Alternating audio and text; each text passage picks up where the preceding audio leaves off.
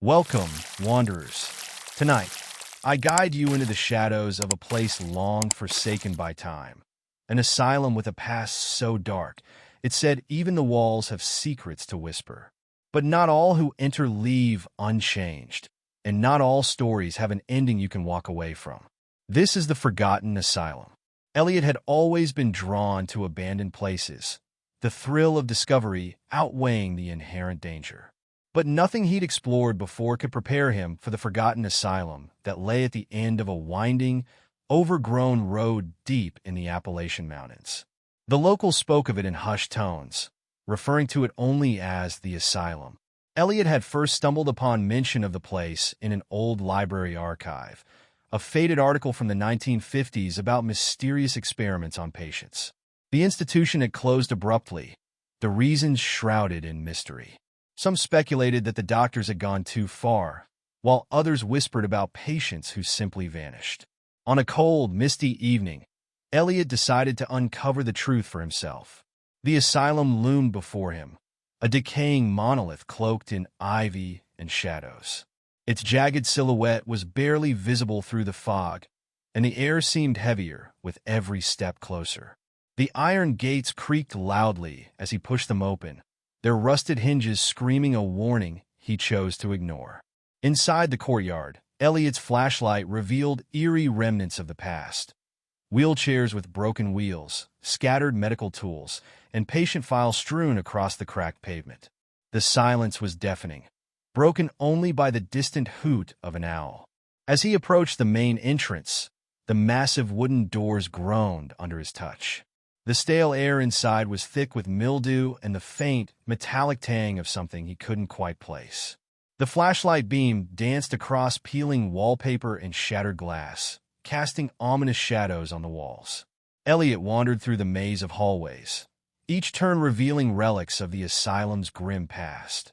Rusted gurneys, syringes still filled with amber liquid, and cryptic notes pinned to bulletin boards. But what truly unsettled him were the scratches. Deep gouges marred the walls, as if someone, or something, had tried desperately to escape. He came upon a room labeled Treatment Wing.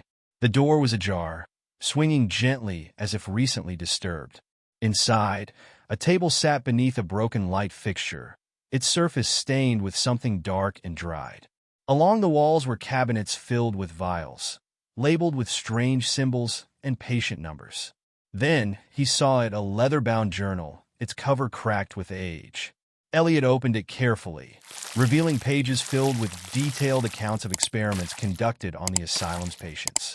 The entries became more erratic as he flipped through, describing the use of sensory deprivation, forced isolation, and mind expansion procedures. The final entry read, "They're watching. We gone too far. The veil is thinning."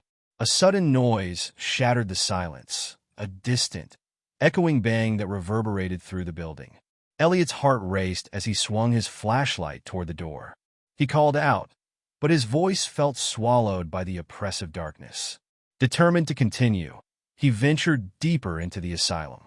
The air grew colder, and his flashlight began to flicker.